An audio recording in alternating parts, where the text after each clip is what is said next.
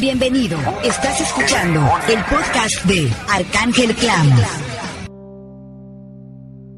Crónica de un funeral. Adaptación mexicana al relato de Julio Cortázar. No vamos por el café o los aperitivos gratuitos, ni porque hay que ir a fuerzas. Ya se habrá sospechado. Asistimos pues al funeral, porque no podemos soportar las formas más solapadas de la hipocresía. Vamos, porque tanto el dolor y la presión de familiares y amigos nos obligan a asistir. Antes de ello, mi hermana se encarga de la investigación de campo. Si es de verdad, es decir, si se llora porque llorar es lo único que les queda a esos hombres y a esas mujeres entre el olor ocre a humo, incienso, velas y café, entonces nos quedamos en casa y los acompañamos desde lejos. Esas personas necesitan su espacio y su soledad para vivir su diálogo con la muerte y su duelo en tranquilidad. A lo sumo, un familiar aparece unos momentos y saluda en nombre de la familia. No nos gusta interponer insolentemente nuestra presencia ante ese diálogo con la sombra.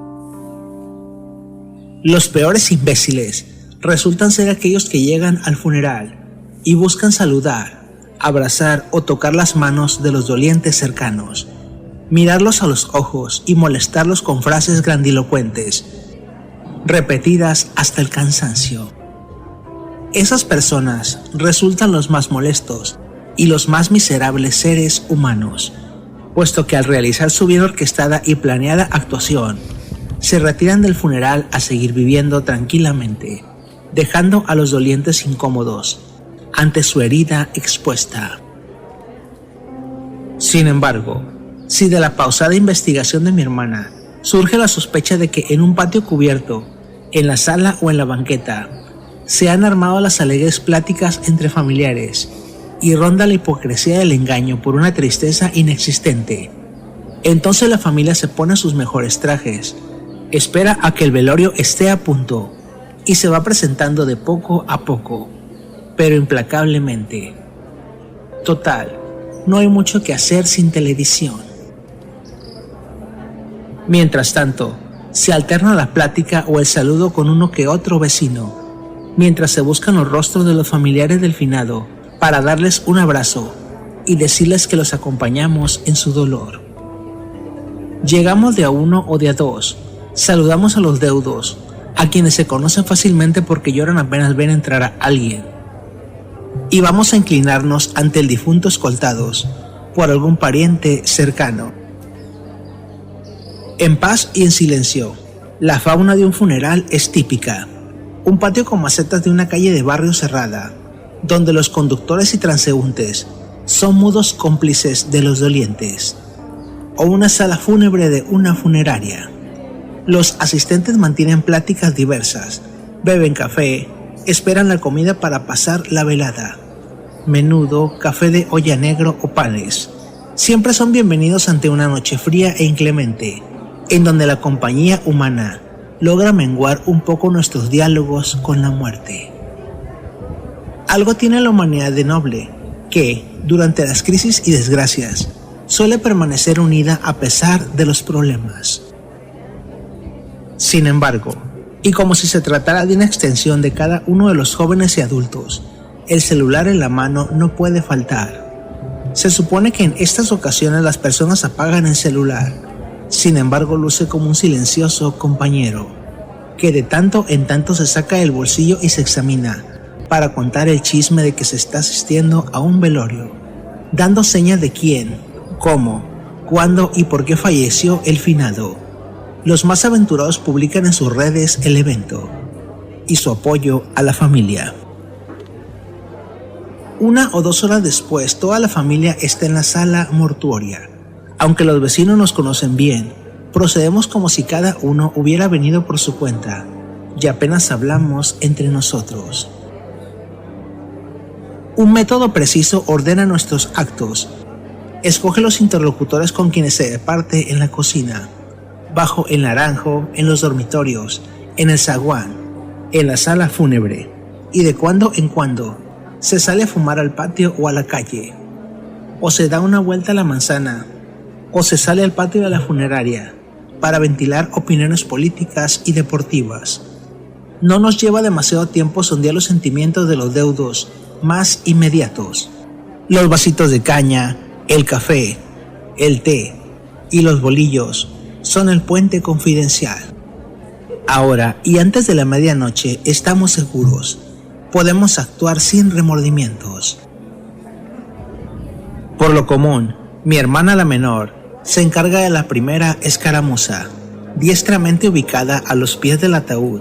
Se tapa los ojos con un pañuelo violeta y empieza a llorar, primero en silencio, empapando el pañuelo a un punto increíble, después con hipos y jadeos, y finalmente le acomete un ataque terrible de llanto que obliga a las vecinas a llevarla a la cama preparada para esas emergencias, darle a oler alcohol de caña y consolarla. Mientras tanto, otras vecinas se ocupan de los parientes cercanos bruscamente contagiados por la crisis. Durante un rato, hay un amontonamiento de gente en la puerta de la capilla ardiente, preguntas y noticias en voz baja, encogimiento de hombros por parte de los vecinos agotados por una inusitada hipocresía en que han debido emplearse a fondo. Los deudos amenguan en sus manifestaciones, y en ese mismo momento mis 3 primas segundas se largan a llorar sin afectación, sin gritos, pero tan conmovedoramente que los parientes y vecinos sienten la necesidad de seguirlas, comprendiendo que no es posible quedarse así descansando, mientras extraños de la otra cuadra se afligen de tal manera, y otra vez se suman a la deploración general. Otra vez hay que hacer sitio en las camas, apantallar a señoras ancianas, aflojar el cinturón a viejitos convulsionados. Hay algo extraño en el dolor ajeno. En un momento de la madrugada, la madre, la esposa o las hermanas cercanas del finado comienzan a lanzar alaridos desgarradores que nos quiten el sueño más rápido que el café amargo y ácido de la funeraria. Sabes que sus familiares no intervendrán, porque de eso se trata un funeral, de manifestar el dolor humano de una pérdida. Mis hermanos y yo esperamos por lo regular este momento para entrar en la sala mortuoria y ubicarnos junto al ataúd. Por extraño que parezca, estamos realmente afligidos.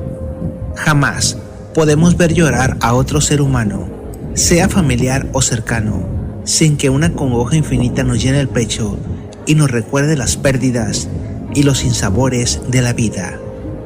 Nuestra niñez perdida, el hermano que no está, aquella pérdida irrecuperable, cosas así, siempre tan tristes. Nos basta ver las manos cruzadas del difunto para que el llanto nos arrase de golpe. Nos obliga a taparnos la cara avergonzados. Ahora somos seres humanos que lloran de verdad en un funeral. Mientras tanto, los deudos juntan desesperadamente el aliento para igualarnos, sintiendo que cueste lo que cueste, deben demostrar que el velorio es de ellos y que solamente ellos tienen el derecho a llorar así, desesperadamente, en ese lugar. Sin embargo, son pocos y mienten. Eso lo sabemos por mi hermana y los rumores que merodean el funeral. Ella nos alienta y nos da fuerzas.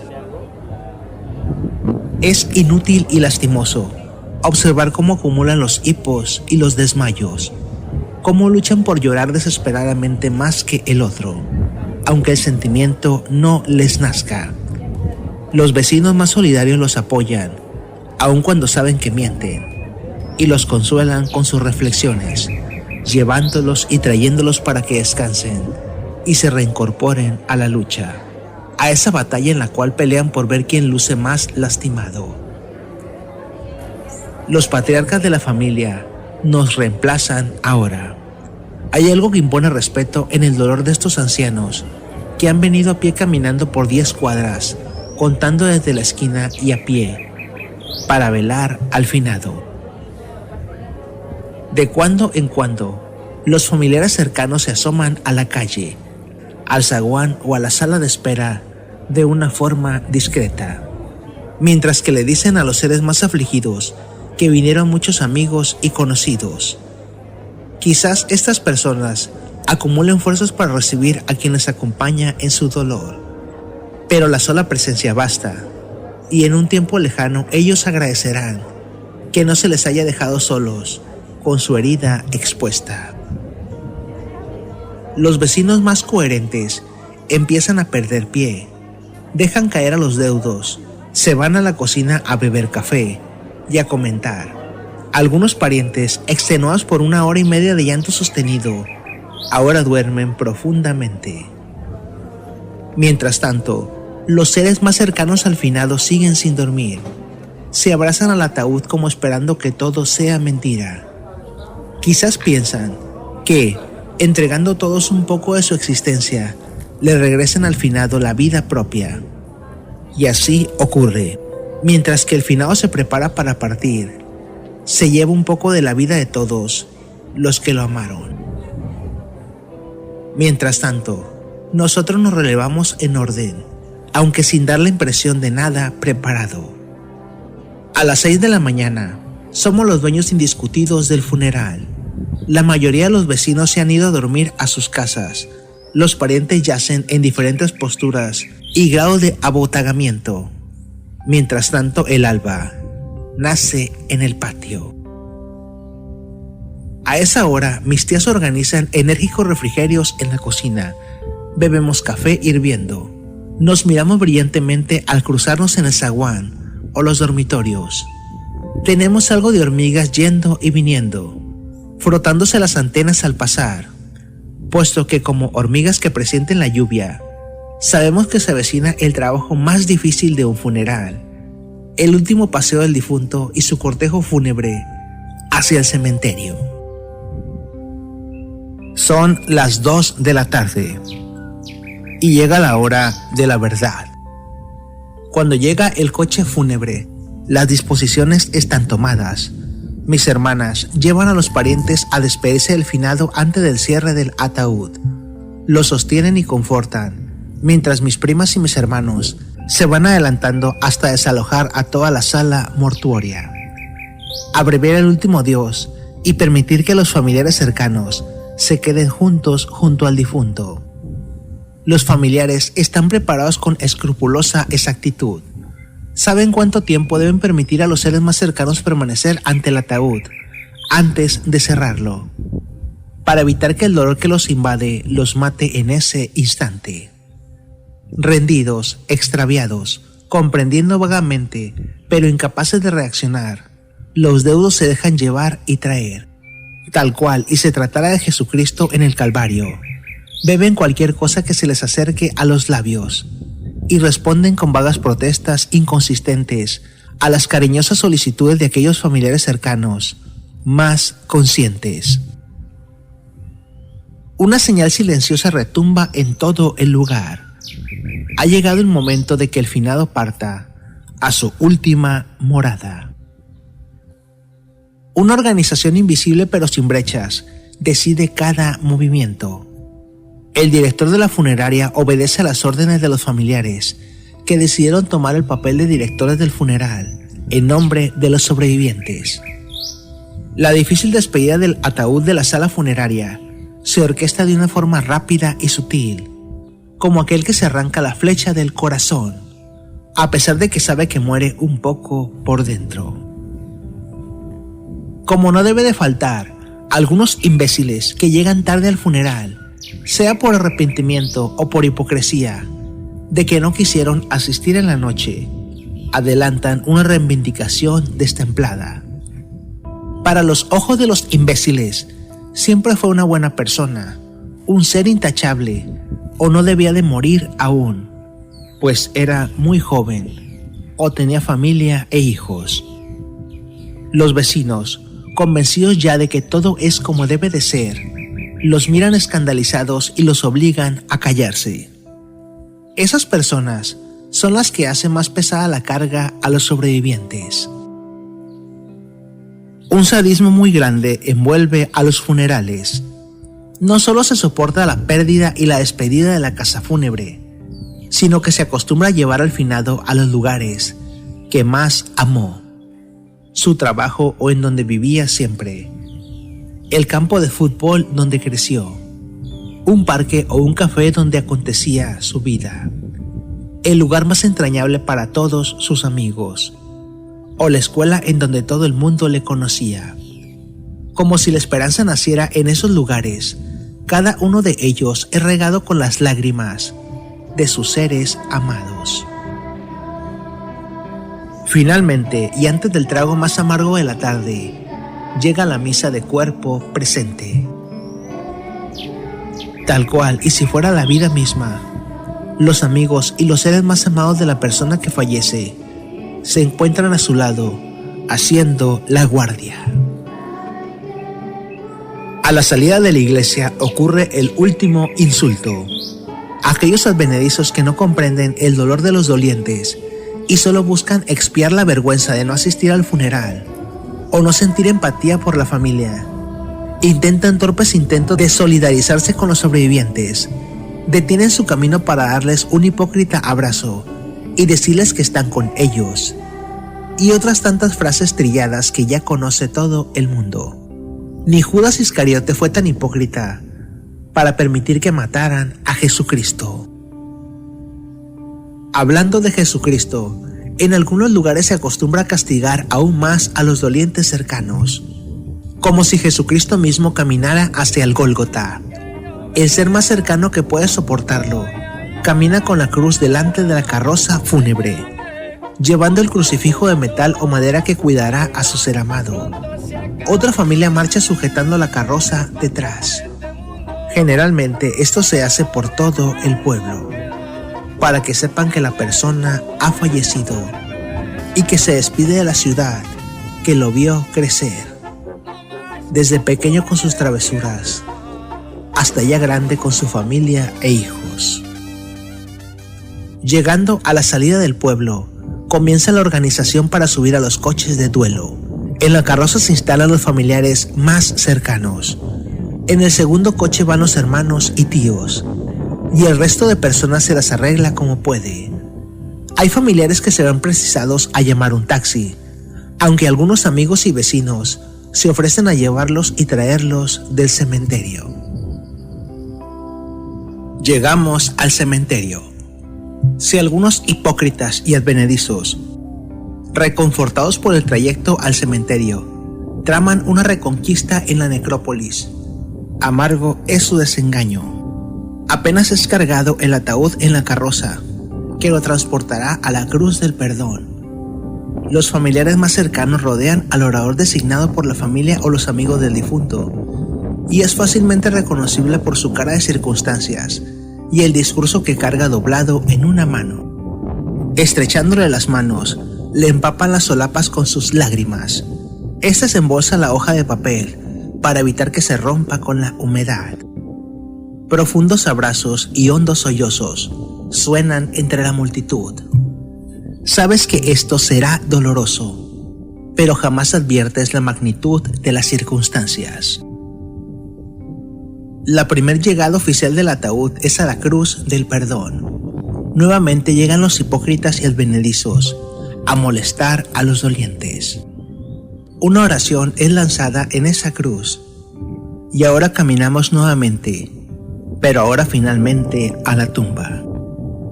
El empleado de la funeraria sale desde atrás de los dolientes, ocupa la tribuna y se encarga del panegírico en nombre de la familia y sus agradecimientos por su compañía, mientras que el vecino designado para tal efecto trata de abrirse paso entre los dolientes y familiares cercanos que lloran abrazados a sus costillas.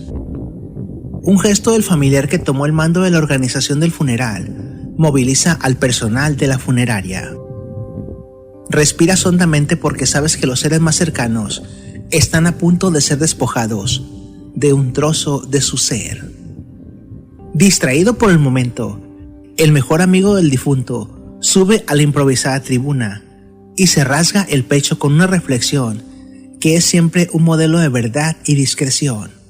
Te sorprende lo profundo de sus palabras, aun cuando son tropezadas y torpes. Son fruto de un profundo amor y sinceridad, pero sobre todo de una herida sangrante. El discurso dura 3 minutos.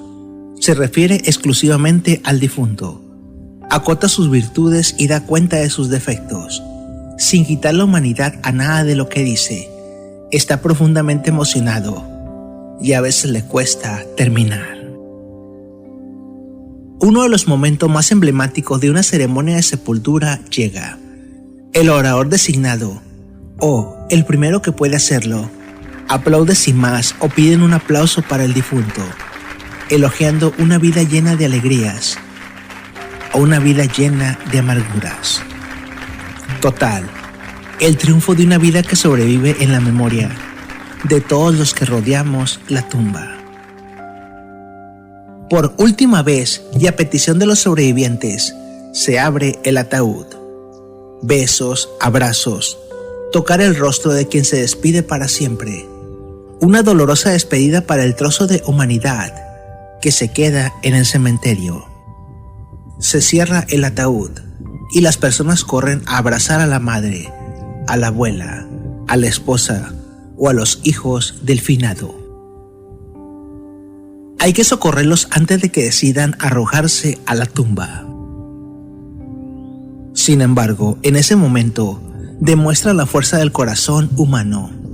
Secándose las lágrimas y con un dejo de resignación, dan una muestra sobrehumana de coraje y de valor. Se levantan, piden que se les deje solos y se retiran a unos metros. Mientras tanto, el resto de personas apabulladas por el gesto siguen llorando en la despedida.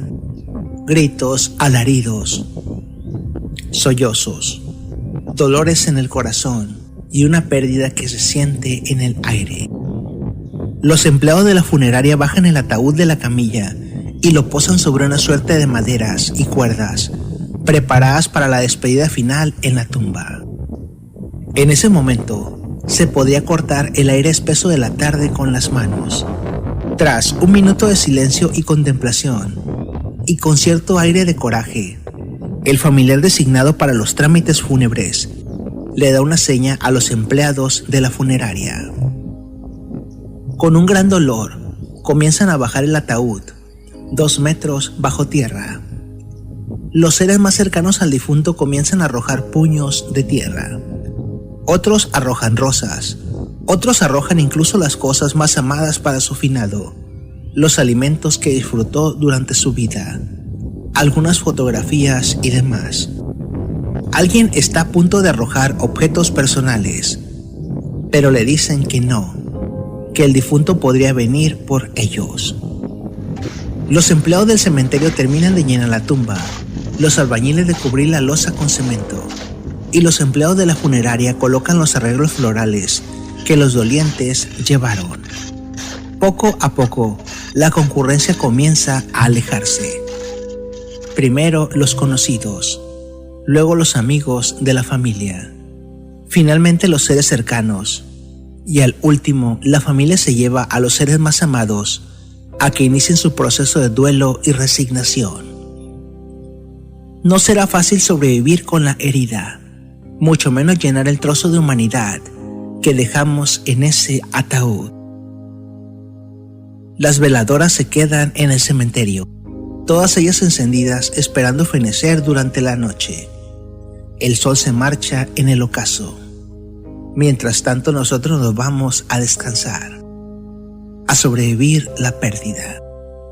Así sin más, comienza el viaje. 2 coronas a mi madre, al panteón voy a dejar, donde me paso las horas